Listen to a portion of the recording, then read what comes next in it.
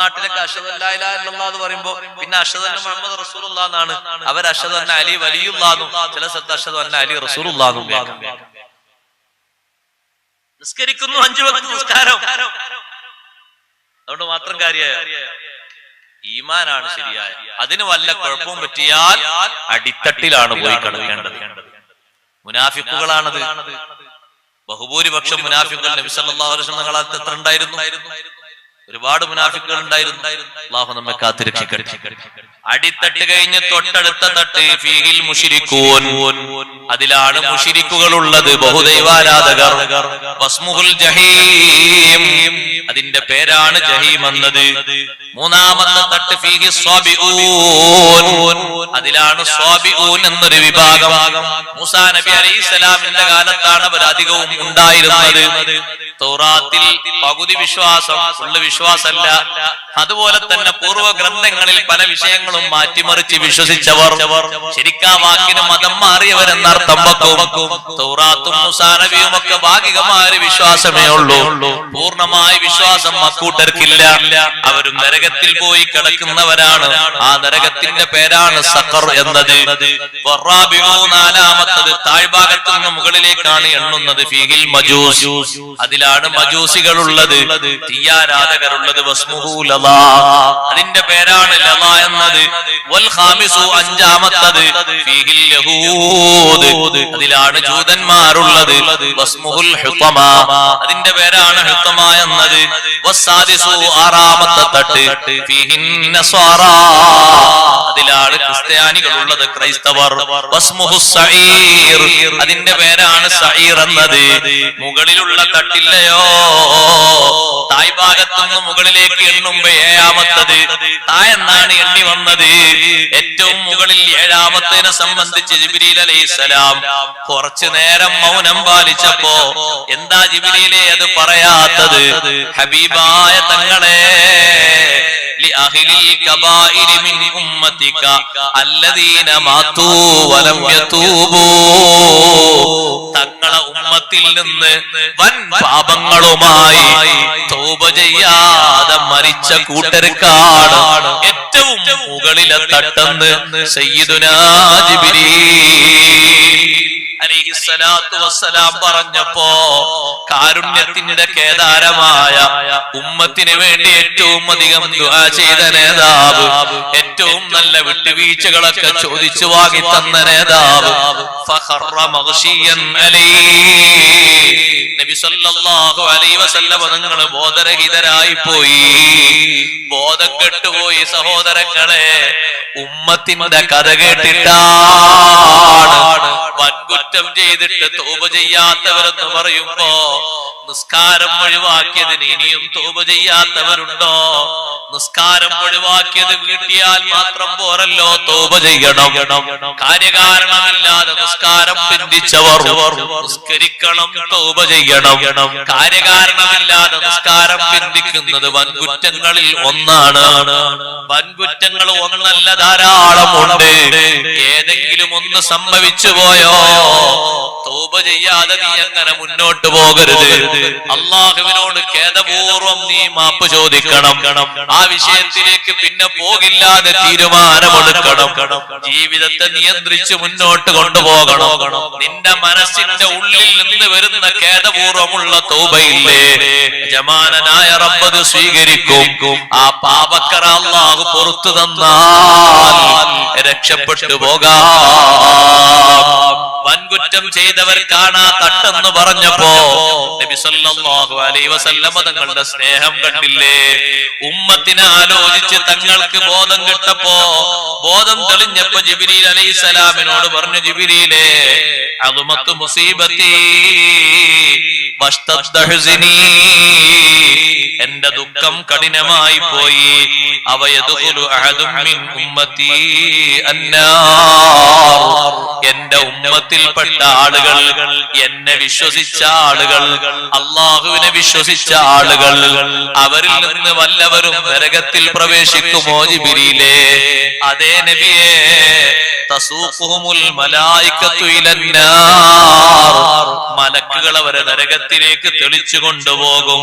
വലാ തസ്വദ്ദു വുജൂഹുഹും, അവരെ മുഖം കരിവാളിക്കൂല, പക്ഷേ അവരും നരകത്തിലെത്തിച്ചേരും, നരകത്തിന്റെ തീക്ഷ്ണത അനുഭവിക്കും. എങ്ങനെയാണ് മലക്കുകൾ അവരെ കൊണ്ടുപോകുന്നത്? നബി സല്ലല്ലാഹു അലൈഹി വസല്ലം തങ്ങൾ ചോദിച്ചപ്പോ ജിബ്രീൽ അലൈഹിസ്സലാമിന്റെ മറുപടി അമ്മർ റിജാലു ഫബില്ലിഹാ, പുരുഷന്മാരെ താടി പിടിച്ചുകൊണ്ട് നരകത്തിലേക്ക് കൊണ്ടുപോകുന്നു.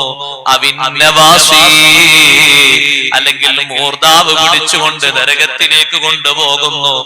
അമ്മൻ നിസാ, സ്ത്രീകളെ കൊണ്ടുപോകുന്നത് ഫബിദ്ദവാഇബി വന്നവാസി, നീളമുള്ള തലയിലെ മുടിയില്ലേ, അതിൽ നീണ്ടു നിൽക്കുന്ന മുടിയും മൂർദാവും പിടിച്ച് നരകത്തിലേക്ക് കൊണ്ടുപോകുന്നു.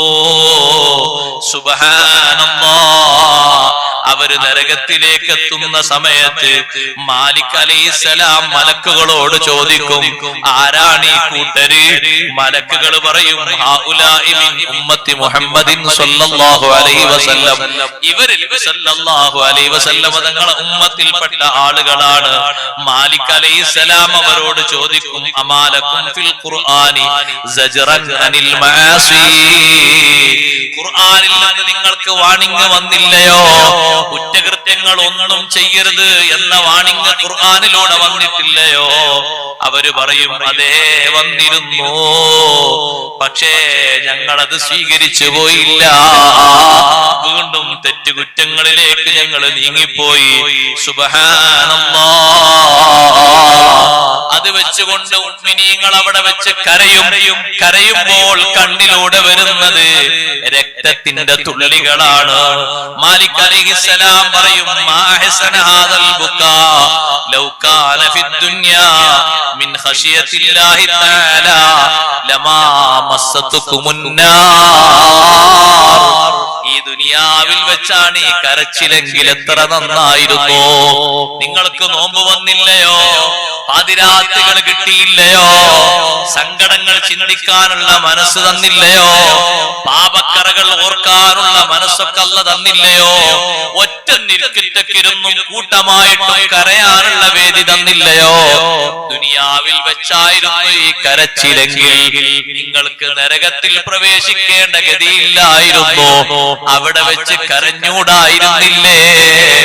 നരകം പേടിച്ച് കരയുന്ന മനുഷ്യൻ നരകത്തിൽ പ്രവേശിക്കൂല എന്ന് സയ്യിദുനാ റസൂലുള്ളാഹി സ്വല്ലല്ലാഹു അലൈഹി വസല്ലം തങ്ങൾ പറഞ്ഞില്ലേ? കുറ്റകൃത്യങ്ങളെ സംബന്ധിച്ച് ചിന്തിച്ച് പുറത്തു തന്നു എന്നുള്ളൊരു വിഷയവും നമുക്ക് വന്നിട്ടില്ലയോ? ആലോചിച്ച് അള്ളാഹുവിനെ പേടിച്ച് കരഞ്ഞ് കറകൾ മുഴുവനും നീക്കിയിട്ട് നരകം തൊടാതെ സ്വർഗത്തിലെത്തണം. അള്ളാഹു നമുക്കതിന് തൗഫീഖ് നൽകട്ടെ. ഈ അഹ്ലുൽ കബായിറിനെ, വൻകുറ്റങ്ങൾ ചെയ്ത ആളുകളെ നരകത്തിലേക്ക് കൊണ്ടുപോയിടാൻ സബാനിയത്തിനോട് മാലിക് അലൈഹിസ്സലാം പറയുമ്പോ നരകത്തിലേക്ക് അവരെ കൊണ്ടുപോയിടുന്നു. നരകത്തിലേക്ക് അവരെ കൊണ്ടുപോയിട്ടാൽ നരകത്തിൽ വെച്ച് അവര് പറയുന്നത് ലാ ഇലാഹ ഇല്ലല്ലാഹ്. വിശ്വാസത്തിന് അവർക്ക് കുഴപ്പമൊന്നും പറ്റിയിട്ടില്ല. ബാക്കി 6 തട്ടുകളിലുള്ളവരും വിശ്വാസ വൈകല്യം സംഭവിച്ചവരാണ്. നല്ല നിലക്ക് വിശ്വസിക്കാനുള്ള ഒരുപാട് ചാൻസ് കിട്ടിയിട്ടും വിശ്വാസത്തിൽ മാലിന്യവും മായവും ചേർത്തവരാണ് ഏറ്റവും അടിത്തട്ടിലുള്ളവര്. ബാക്കി തട്ടുകളിലൊക്കെ ഉള്ളവര് വിശ്വാസ രംഗത്ത് വൈകല്യം പറ്റിയവരല്ലേ? ഒന്നാമത്തെ തട്ടിലുള്ള ആളുകള് മുകളിൽ നിന്ന് എന്നുമ്പോ ഒന്നാമത്തെ തട്ടിലുള്ളവര് വിശ്വാസ രംഗത്തൊരു കുഴപ്പവുമില്ല, പക്ഷേ കർമ്മരംഗത്ത് വൈകല്യം സംഭവിച്ചവരാണ്. അവരൊന്ന് ലാ ഇലാഹ ഇല്ലല്ലാഹ് എന്ന് ചൊല്ലുമ്പോ സുബ്ഹാനല്ലാഹ് തീ മാറി നിൽക്കുകയാണ്. അവരെ തൊടാതെ തീ ഒരു ഭാഗത്തേക്ക് മാറി നിൽക്കുമ്പോ മാലിക് അലൈഹിസ്സലാം പറയും, യാ നാറു ഖുദീഹി, തീനോട് പറയും, നരകത്തോട് പറയും, അവരെ പിടിക്കാൻ വേണ്ടി പറയും. ഫമിൻഹും മൻ തഖുദുഹു ഇലാ ഖദമിഹി, കാൽപാദം വരെ തീ പിടിച്ചു വെക്കുന്നവരുണ്ട്. വമിൻഹും മൻ തഖുദുഹു ഇലാ റുക്ബതിഹി, മുട്ട് വരെ തീ പിടിച്ച് ശിക്ഷിക്കുന്നവരുണ്ട്. നെഞ്ച് വരെ തീ നരകം പിടിച്ച് ശിക്ഷിക്കുന്നവരുണ്ട്.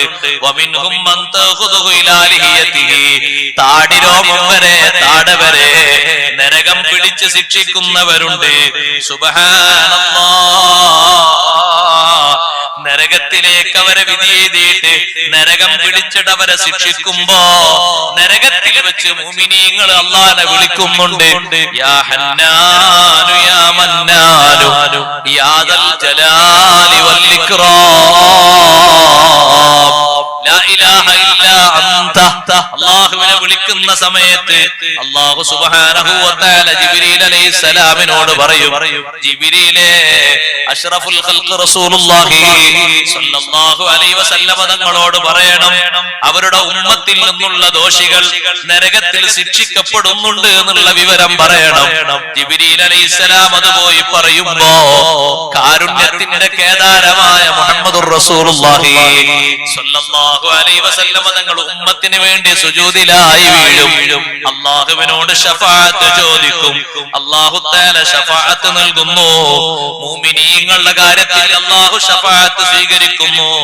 അങ്ങനെ നരകത്തിൽ നിന്ന് മുഅ്മിനീങ്ങളിൽപ്പെട്ട ഒരു വിഭാഗത്തെ നരകത്തിൽ നിന്ന് രക്ഷപ്പെടുത്തുന്നു. എല്ലാവരെയും ഒറ്റഘട്ടത്തിൽ രക്ഷപ്പെടുത്തൂല കേട്ടോ. 7 വിധം ശഫാഅത്തുകൾ ഘട്ടം ഘട്ടമായി അവിടെ വരുന്നുണ്ട്. അവസാനത്തെ ശഫാഅത്ത് അർഹമുർ റഹീമീനായ അല്ലാഹു സുബ്ഹാനഹു വ തആല നേരിട്ടൊരു വിഭാഗത്തെ ക്ലീനാക്കലോടെ ഒന്നാമത്തെ തട്ട് കാലിയാകുമെന്ന് മുഹമ്മദുർ റസൂലുള്ളാഹി അലൈഹി വസല്ലം. കാലിയാകുമെന്ന് പറഞ്ഞാലും സുഖകരമല്ല സഹോദരങ്ങളെ. അനുഭവിക്കുന്ന ചൂട് ശരീരത്തിലേക്ക് വരുമ്പോൾ നമുക്കതിന്റെ രസവും അതിന്റെ ചൂടും ശരിക്കും ഓർക്കാൻ കഴിയും. അല്ലാഹു കാത്തുരക്ഷിക്കട്ടെ. ഒന്നാമത്തെ തട്ടിൽ നിന്ന് ഘട്ടം ഘട്ടമായിട്ട് മുഅ്മിനീങ്ങൾ ഇങ്ങനെ പുറത്തിറങ്ങുമ്പോ ബാക്കിയുള്ള തട്ടിലെ ആളുകൾ ഇതൊക്കെ കാണുമ്പോ അവർ പറയും, യാ ലൈതനാ കുന്നാ ഉസാതം മിനൽ മുസ്ലിമീൻ. മുസ്ലിംകളിൽപ്പെട്ട ദോഷിയെങ്കിലും ആയാൽ നമുക്ക് എത്ര നന്നായിരുന്നു. അവരതാ ഓരോരുത്തരായിട്ട് ഓരോ കൂട്ടമായിട്ട് കൊണ്ടുപോകുന്നു. നമ്മളാരും കൊണ്ടുപോകാനില്ലല്ലോ, നമുക്കാരും ശഫാഅത്തിനില്ലല്ലോ, രക്ഷപ്പെടുത്താൻ ആരും വരുന്നില്ലല്ലോ. ബാക്കി 6 തട്ടിലെ ആളുകളും പറയും, യാ ലൈതനാ കുന്നാ മിൻ ഉസാത്തിൽ മുസ്ലിമീൻ. മുസ്ലിംകളെ കൂട്ടത്തിൽപ്പെട്ട ദോഷികളിലെങ്കിലും പെട്ടിരുന്നുവെങ്കിൽ എത്ര നന്നായിരുന്നു. ആ നരകത്തിലേക്ക് പോകുന്ന ഒരു പ്രവർത്തനവും ഒരു സമ്പാദ്യവും ഒരു രൂപവും ഭാവവും ഒന്നും സ്വീകരിക്കാതെ നരകത്തിൽ നിന്ന് മുക്തമാകുന്ന രൂപത്തിലുള്ള പ്രവർത്തനങ്ങൾ നന്നായി പ്രവർത്തിക്കുക. നിസ്കാരങ്ങൾ ബാധ്യതയുള്ളതൊക്കെ വീട്ടുക. നരകത്തെ ആലോചിച്ച് പേടിച്ച് കരയുക. ആയിഷ ബീവി റളിയല്ലാഹു അൻഹ കരഞ്ഞിട്ടുണ്ട്. ഉമ്മമാരെ, നബി സല്ലല്ലാഹു അലൈഹി വസല്ലം വീട്ടിലേക്ക് വരുമ്പോ ഖുർആൻ ഓതിയിരിക്കുന്ന ആയിഷ റളിയല്ലാഹു അൻഹ കരയുമ്പോ എന്തിനാ കരയുന്നത് എന്ന് ചോദിച്ചപ്പോ മഹദി പറഞ്ഞു, ദക്കർതുന്നാറ ഫബകൈതു. നരകം ആലോചിച്ച് കരഞ്ഞുപോയി നബിയേ. നരകത്തിന്റെ ഭയാനക വലുതാണ്. ആയിഷ റളിയല്ലാഹു അൻഹ കരഞ്ഞെങ്കിൽ, ശാഫി ഇമാം റളിയല്ലാഹു അൻഹു നരകം പേടിച്ച് കരഞ്ഞെങ്കിൽ, രാത്രി മുതൽ സുബ്ഹി വരെ താടിയും പിടിച്ച് ഇമാമുൽ ആലം അബൂ ഹനീഫ റളിയല്ലാഹു അൻഹു നരകത്തിൽ നിന്ന് കാവൽ ചോദിച്ചു കരഞ്ഞെങ്കിൽ, മുഅ്മിനീങ്ങളെ, നരകത്തെ പറ്റി പേടിക്കുകയും നരകത്തിൽ നിന്ന് നമ്മുടെ ശരീരത്തെ മോചിപ്പിക്കുകയും നമ്മുടെ കുടുംബത്തെ രക്ഷപ്പെടുത്തിയെടുക്കുകയും ദുനിയാവ് സുഖലോലുപതയ്ക്ക് വേണ്ടിയുള്ള കേന്ദ്രമായി കാണാതെ ആഖിറത്തിലേക്ക് ഒരുങ്ങാനുള്ള ചെറിയൊരു ചാൻസ് അല്ലാഹു ഒരുക്കി തന്നതാണ് ദുനിയാവെന്ന് ചിന്തിച്ച് സ്വർഗം കിട്ടാനുള്ള അമലുകൾ നന്നായി ചെയ്ത് സ്വർഗത്തിലേക്ക് പോകാൻ ഭാഗ്യമുള്ള ആളുകളായി മാറിയിട്ട് കഴിവിന്റെ പരമാവധി നല്ല നിലക്ക് തഖ്വയാർജിച്ച് ജീവിക്കണം. അല്ലാഹു നമുക്കതിന് തൗഫീഖ് നൽകുമാറാകട്ടെ. നമ്മുടെ ഈ മജ്ലിസ്